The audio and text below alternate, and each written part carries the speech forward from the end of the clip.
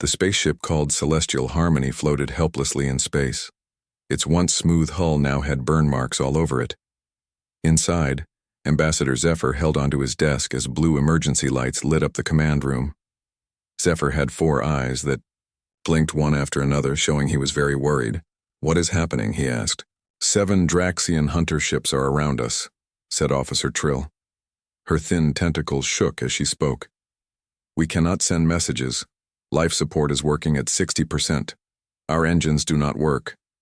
This was supposed to be a friendly meeting with humans from Earth. The Kalathri had watched the isolated planet for many years. They found the humans interesting because they could adapt to many things and were tough.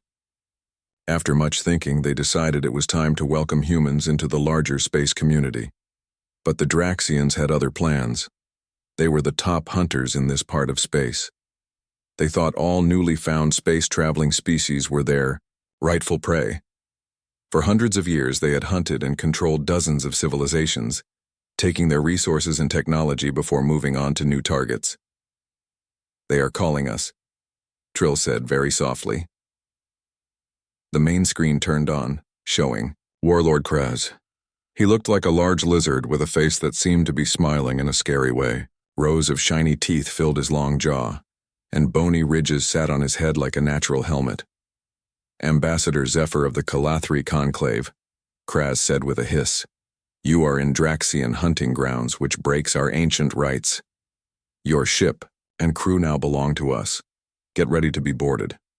"This area is neutral space according to the Treaty of Antares," Zephyr argued, trying to stay calm and diplomatic. "We are on a peaceful mission to make contact with the humans?" Kraz cut him off with a harsh laugh. "They are primitives who have barely left their home world. They have no protection under space law. Once we deal with you, they will be our next target." The call ended suddenly, leaving the command room quiet.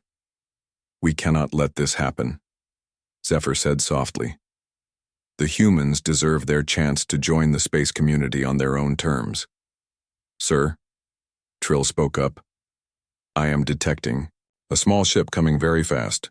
It is not Draxian. The design is unlike anything in our records." On the screen, a sleek craft appeared, moving skillfully through the asteroid field at the edge of this remote system. It was smaller than even their diplomatic vessel, with strange angular shapes that seemed to swallow rather than reflect the distant starlight. "Are they answering our help signal?" asked Security Chief Lauren, his hand hovering over the nearly empty weapons console. Before anyone could answer, the mystery ship sped up to an impossible speed, shooting past the Draxian blockade before the hunters could even turn on their targeting systems. "Incoming call," Trill announced, her voice showing surprise. It's in standard galactic common language." The screen changed again, this time showing a single figure sitting in what looked like a simple cockpit. The being wore a plain flight suit and looked strange. It walked on 2 legs, had only 2 eyes, and curious hair on the top of its head. "This is Captain Alan Hayes of Earth," the figure said calmly. "Looks like you folks could use some help." Everyone in the command center of the Celestial Harmony went quiet as they stared at the human on their screen. None of them had expected their first meeting with humanity to happen during such a dangerous time. Captain Hayes, Ambassador Zephyr, finally managed to say, "I am Ambassador Zephyr of the Kalathri Conclave. We are indeed in a difficult situation." The human's lips curved upward, a smile according to their research. "That's putting it mildly, Ambassador. Those Draxian ships, have you trapped tight?" Zephyr blinked in surprise. "You know about the Draxians? We've had a few meetings with their scout ships near Pluto." Hayes replied, his face becoming more serious. "They didn't expect us to detect them, and they certainly didn't expect us to be able to capture one of their vessels. We've learned quite a bit about our neighborhood in the past few months." Security Chief Loren stepped forward, his crystal-like outer shell shining under the emergency lights. "Captain Hayes, while we thank you for your concern, I must point out that a single small vessel cannot hope to fight 7 Draxian hunter ships. They are among the most dangerous predators in this part of the galaxy." Hayes nodded, that curious smile returning to his face. "You're absolutely right, Chief, which is why I didn't come alone." Right then, the ship's sensors began detecting multiple new signals coming from the asteroid field. One by one, they appeared on the tactical display. 15 ships of different sizes, all having the same angular design as Hayes's vessel. "Let me introduce the first fleet of the Earth Defense Force," Hayes continued. "When we realized we weren't alone in the universe and that some of our neighbors weren't particularly friendly, we decided it might be wise to prepare ourselves. Quietly." Zephyr struggled to make sense of this new information with what the Conclave thought they knew about human technology. "But our observations showed your species had only achieved basic spaceflight capabilities. Your most advanced vessels were limited to your solar system." "That's what we wanted everyone to think," Hayes replied. "After we reverse-engineered the Draxian scout ship, we kept our more advanced projects secret, hidden from the public and, more importantly, hidden from any watching eyes." On the tactical display, the Earth vessels formed a loose formation between the Celestial Harmony and the Draxian hunters. Their movement was precise and coordinated, suggesting a level of military discipline the Calathri had not expected from such a young species. "Incoming call from the Draxian flagship," Trill announced. Warlord Kraz's angry face appeared on a second screen. "Human vessel, you are interfering in a sanctioned hunt. Leave immediately or face destruction." Hayes appeared unbothered by the threat. "Warlord Kraz, I presume? I'm afraid I can't do that. You see, the Calathri are here on a diplomatic mission to Earth. That makes them our guests, and where I come from, we take hospitality very seriously." Kraz's reptile face twisted with anger. "You dare to challenge the Draxian hierarchy? Your species is barely out of its early growth stage." "Maybe so," Hayes agreed, "but we learn quickly, and we've learned enough about your tactics and technology to know we can give you a real fight." His voice stayed calm, almost like he was having a normal chat. "So you have a choice. You can leave peacefully, or you can find out firsthand why humanity has survived everything our harsh little planet has thrown at us for the past few 100,000 years." For several tense moments, the Draxian warlord glared silently at Hayes. Then, without another word, the call ended. "They're powering up weapons," Lauren reported grimly. Hayes nodded, all traces of his earlier smile gone. "So be it, Ambassador. Zephyr, I suggest you put all remaining power to your shields. Things are about to get interesting." The Draxian hunter ships moved with the grace of predators, their formation tightening as they prepared to attack. Each vessel looked like a barbed spearhead covered with weapon ports and sensor arrays. They had evolved from ambush hunters on their homeworld, and their ships showed this heritage, designed to strike quickly and decisively. But the Earth vessels did not retreat. Instead, they scattered in a seemingly chaotic pattern that confused the Draxian targeting systems. "What are they doing?" Navigation Officer Trill whispered, watching the tactical display with all four of her eyes wide open. Ambassador Zephyr, who had studied human history during the years of secret observation, understood the strategy before the others. "They're using guerrilla tactics, an approach where the weaker side fights differently. The humans know they cannot match the Draxians' raw power, so they are creating confusion instead." Aboard his small command ship, Captain Alan Hayes gave rapid-fire orders to his fleet. Each Earth vessel operated with remarkable independence, yet together they formed a cohesive fighting force that seemed to predict the Draxians' every move. The first shots came from the Draxian flagship, bright beams of energy that cut through space, aimed at Hayes' ship. But the human vessel rolled with impossible agility, the beams passing harmlessly into empty space. "Now," Hayes commanded over the secure fleet channel, "execute Operation Hornet's Nest." The smallest Earth ships, little more than armed shuttles, suddenly sped up to speeds the Calathri had believed impossible for vessels of their size. They darted between the Draxian hunters, unleashing precise bursts of weapons fire that targeted sensor arrays and weapon emplacements with surgical precision. "They're not trying to destroy the Draxian ships," Security Chief Lauren observed with professional admiration. "They're disabling them methodically." On the main view screen, they watched as one of the larger Earth vessels positioned itself between the Celestial Harmony and the incoming Draxian attackers. Its angular hull absorbed several direct hits that would have broken the diplomatic vessel's remaining shields. "Captain Claire Nelson aboard the Defiant," came a new human voice over the comm. "We've got you covered, Ambassador. Our shields were specifically designed to counter Draxian weapons." Zephyr felt gratitude toward these humans who had placed themselves in danger to protect strangers. It confirmed everything the Conclave had hoped about humanity's potential as galactic citizens. The battle continued to unfold with surprising efficiency. The Earth fleet moved like a single organism, adapting instantly to each Draxian countermeasure. When the hunters tried to concentrate fire on a single human vessel, the others would swarm to its defense while launching precision strikes against the attackers. "2 Draxian vessels disabled," Trill reported, unable to keep the amazement from her voice. "A third has serious damage to its propulsion systems."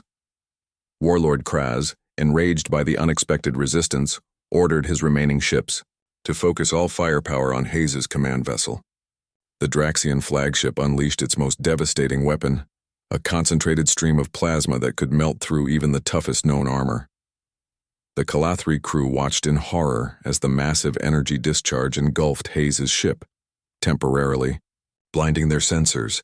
"Captain Hayes," Zephyr called out, fearing the worst. When the sensors cleared, Hayes's vessel remained intact, surrounded by a strange, shimmering field that had somehow redirected the plasma stream harmlessly into space. "Sorry about that," Hayes responded, his voice slightly strained but still steady. "Had to test our new deflection technology in actual combat conditions. The engineers back home will be pleased to know it works." The tide of battle had clearly turned. 3 more Draxian vessels had been disabled, their weapons and engines offline. Only the flagship and 1 other hunter remained fully operational, and they were now on the defensive, their earlier predatory confidence shattered. "Incoming call from the Draxian flagship," Trill announced. Warlord Kraz appeared on screen once, more his reptilian features twisted with fury and, more surprisingly, fear. "This is not over, humans," he snarled. "The hierarchy will not forget this interference." "I'm counting on it," Hayes replied calmly. "Make sure you tell your superiors exactly what happened here today. Let them know that Earth is not a hunting ground. It's a hornet's nest and you just kicked it." The Draxian flagship turned away, gathering its disabled vessels with tractor beams before disappearing into faster-than-light travel. As the Earth fleet regrouped around the damaged Calathri, Vessel Ambassador Zephyr found himself rethinking everything the Conclave thought they knew about humanity. They had hoped to find potential allies, perhaps even students to guide into the galactic community. Instead, they had found protectors. The repair crews from the Earth fleet worked with remarkable efficiency, their specialized vessels attaching to the damaged sections of the celestial harmony like surgical instruments. Ambassador Zephyr watched from the observation deck as humans in spacesuits moved across the hull, their movements precise and purposeful despite the alien architecture they were repairing. "Your people are impressively adaptable," he remarked, to Captain Hayes, who had come aboard the diplomatic vessel once the immediate danger had passed. Hayes nodded, observing the repair efforts through the transparent aluminum viewport. "It's our greatest strength. Humans evolved on a planet with rapidly changing conditions. Ice ages, massive volcanic eruptions, meteor impacts. The ones who survived were those who could adapt quickly. Yet you hid your true technological capabilities from our observers," Zephyr noted, with more curiosity than accusation. "Wouldn't you?" Hayes asked, turning to face the ambassador. "We detected your observation posts near Jupiter over a decade ago. We also detected the Draxian scouts and others. Once we realized we had an audience, we decided to put on a carefully crafted show." Security Chief Lauren, who had been silently evaluating the human captain, finally spoke. "A wise precaution. But why reveal yourselves now? You could have remained hidden, developing your technology further before announcing your presence to the galaxy." Hayes's expression grew serious. "Because we learned enough about the Draxians to know what they do to emerging civilizations. And we learned enough about the Calathri to know you were planning peaceful contact." He gestured toward the viewport. "We couldn't stand by and watch your people be destroyed for trying to do the right thing." Zephyr felt his 4 hearts warm with appreciation. This confirmed the Conclave's most optimistic assessments of human potential.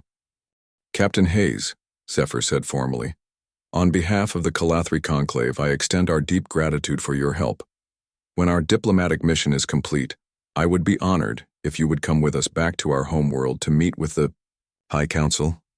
Hayes smiled. I appreciate the offer, Ambassador, but I think we need to discuss the nature of your diplomatic mission first.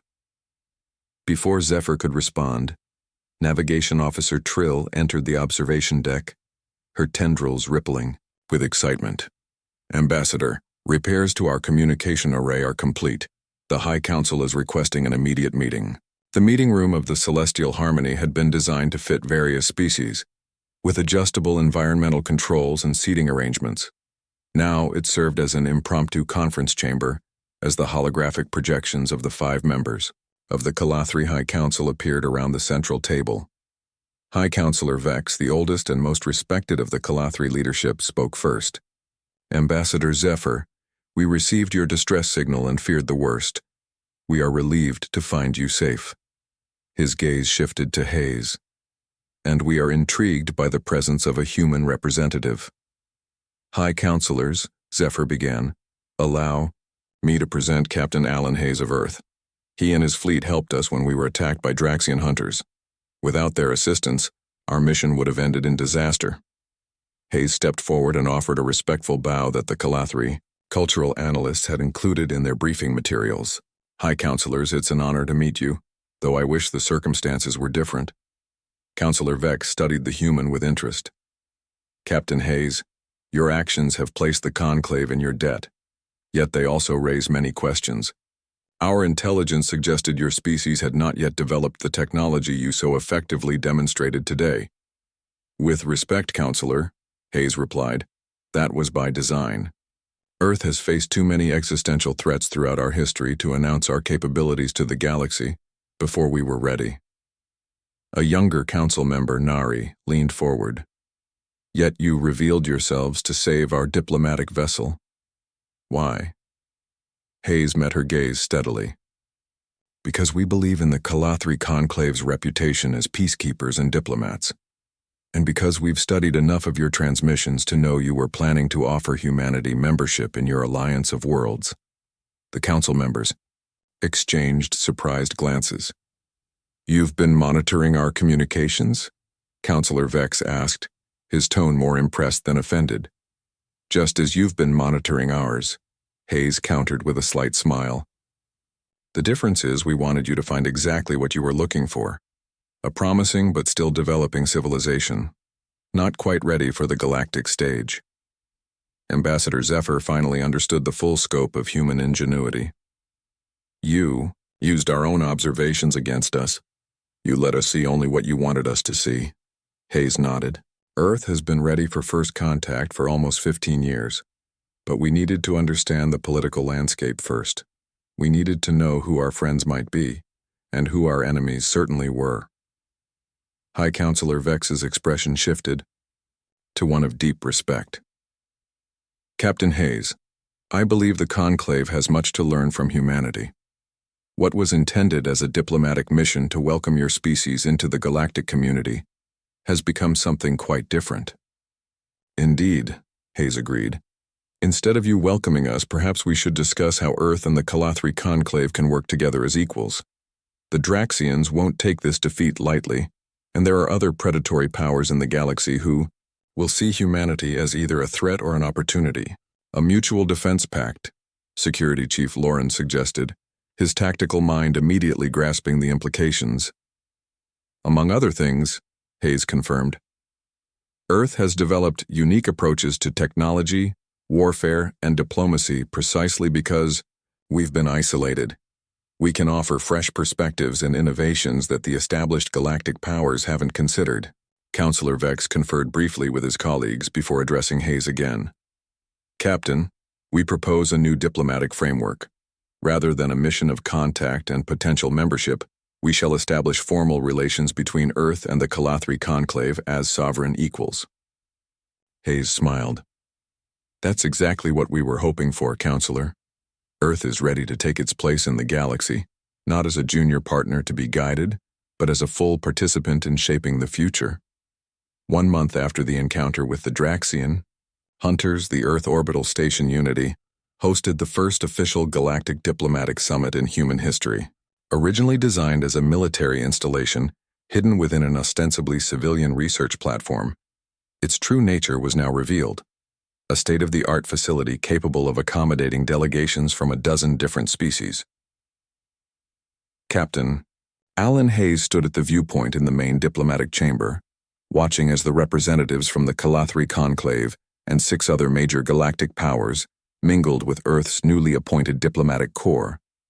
The chamber offered a spectacular view of Earth below, its blue oceans and swirling white cloud patterns serving as a reminder of what they were all working to protect. "Quite a view, isn't it?" asked a familiar voice. Hayes turned to find Ambassador Zephyr joining him at the viewport. The Calathri diplomat had spent the past month shuttling between Earth and various homeworlds, helping to arrange this historic gathering. "It never gets old," Hayes agreed.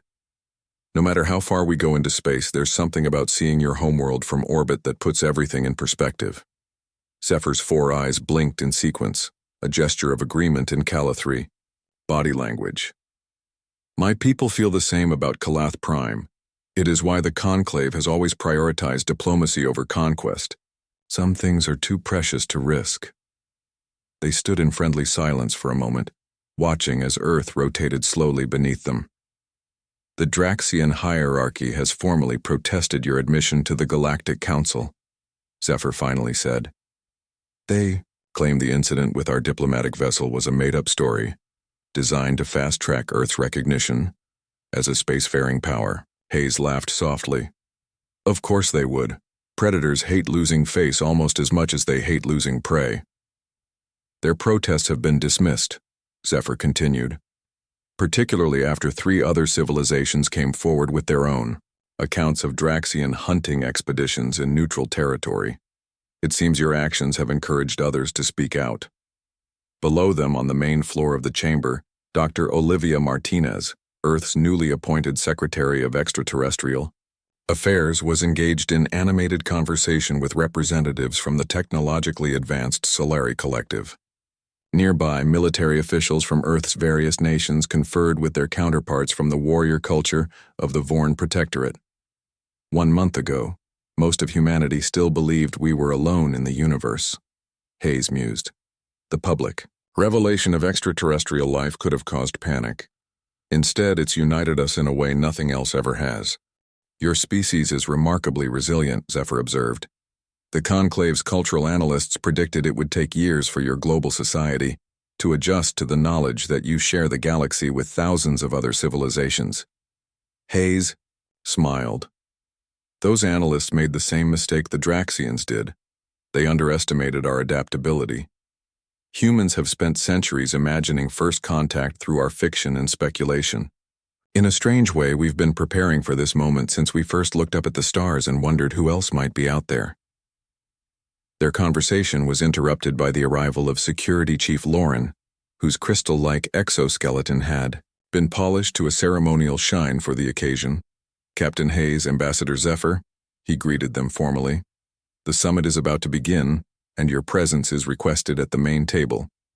As they made their way across the chamber, Hayes noted with satisfaction how seamlessly the humans and aliens interacted. There were still cultural missteps and moments of awkwardness, of course, but the overall atmosphere was one of cautious optimism and mutual respect. The central conference table was a marvel of human craftsmanship, a massive circular structure, carved from ancient redwood, with inlaid symbols representing each participating civilization. At its center stood a holographic projection of the local galactic arm, highlighting the territories and neutral zones that would be the subject of today's discussions. Hayes took his place between Dr. Martinez and General Samantha Wright, the highest-ranking military officer in Earth's Unified Space Defense Command. Across from them sat the Calathri delegation, with Zephyr at its center. Dr. Martinez activated the ceremonial chime that signaled the official start of proceedings. Its clear tone rang throughout the chamber, bringing conversations to a respectful halt.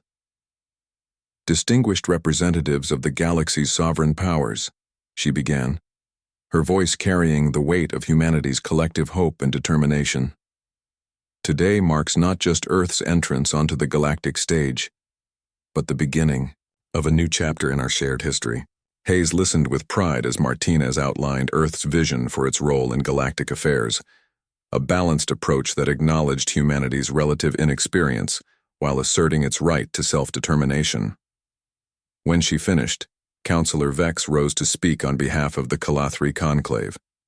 When we sent Ambassador Zephyr to Earth, we believed we were extending a helping hand to a promising young species, the elder Calathri admitted candidly.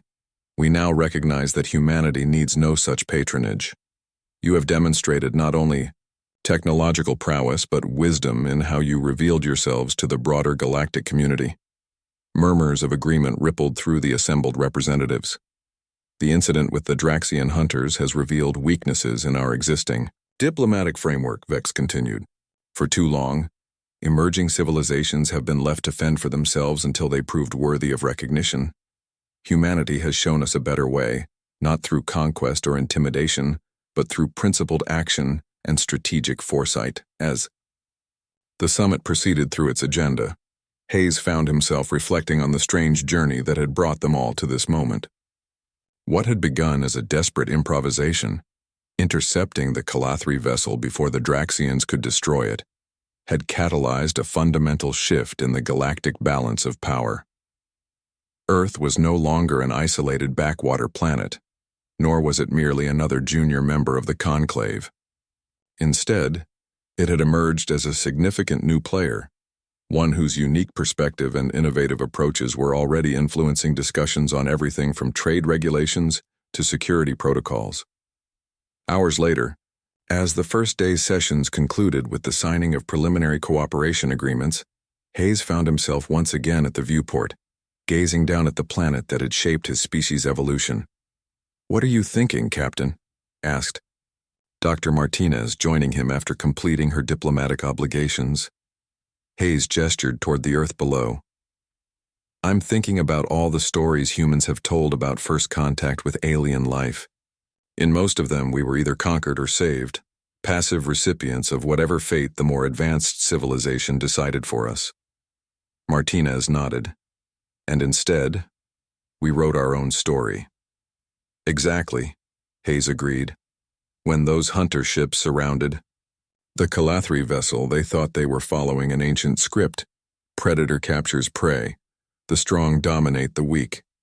They never expected a plot twist. And what happens in the next chapter?"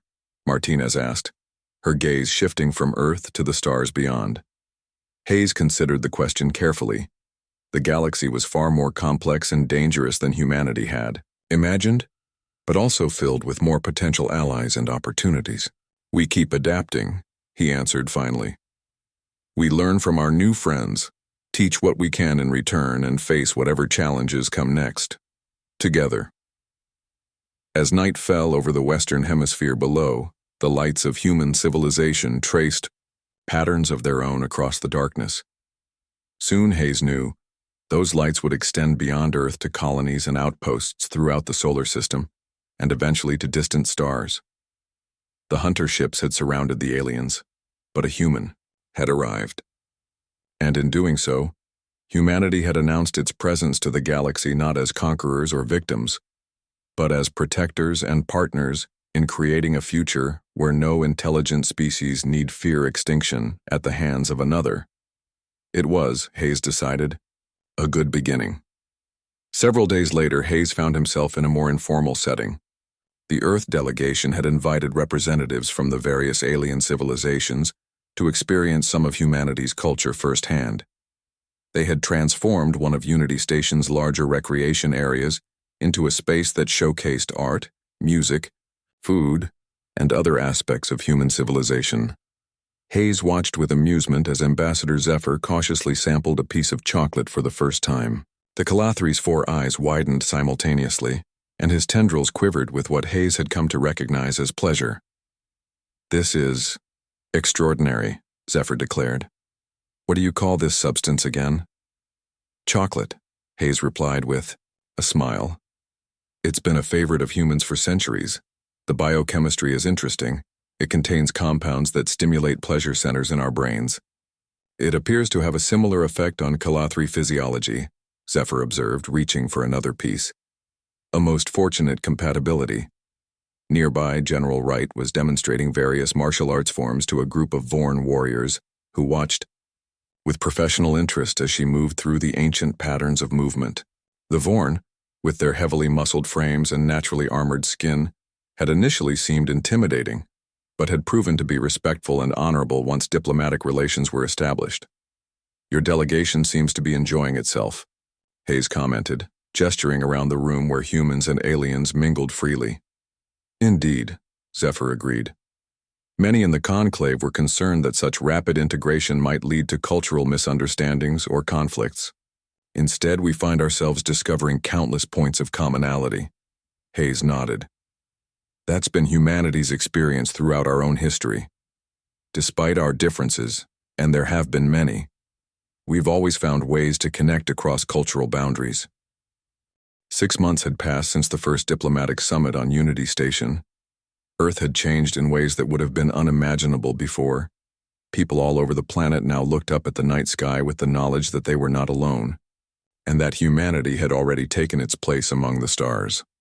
Captain Alan Hayes stood on the bridge of the newly commissioned Earth vessel Defender, the first ship built with a combination of human innovation and alien technology, shared by the Calathri Conclave. The ship was larger than any vessel humans had created before, designed for long-range exploration beyond the solar system. All systems are operating within normal parameters, Captain, reported Lieutenant Grace Kelly, the ship's operations officer. We're ready to depart whenever you give the word. Hayes nodded, taking a moment to appreciate the significance of this mission. The Defender would be the first Earth vessel to officially visit the Calathri homeworld, carrying a delegation of scientists, diplomats, and military observers who would spend 6 months learning from their new allies. Very good, Lieutenant. Signal Unity Station that we're ready for departure. On the main view screen, the massive form of Unity Station slowly rotated against the backdrop of Earth. In the months since the summit, the station had nearly doubled in size, with new modules added to accommodate the growing number of alien representatives who now called it home. Unity Station acknowledges, Captain, said Communications Officer Ben Jordan. We are cleared for departure. Ambassador Zephyr sends his personal regards and looks forward to welcoming us on Calath Prime. Hayes smiled at the mention of his friend. After the summit, Zephyr had been appointed as the permanent Calathri ambassador to Earth, a position of great honor that recognized his role in establishing relations between their civilizations. Tell the ambassador we're looking forward to returning his hospitality, Hayes replied. Helm, take us out. 1/4 thrust until we clear Earth orbit. The Defender glided away from the station with a grace that belied its size. Its engines, a hybrid of human fusion technology and Calathri gravitational manipulation, produced almost no visible exhaust, just a subtle distortion of space behind the vessel.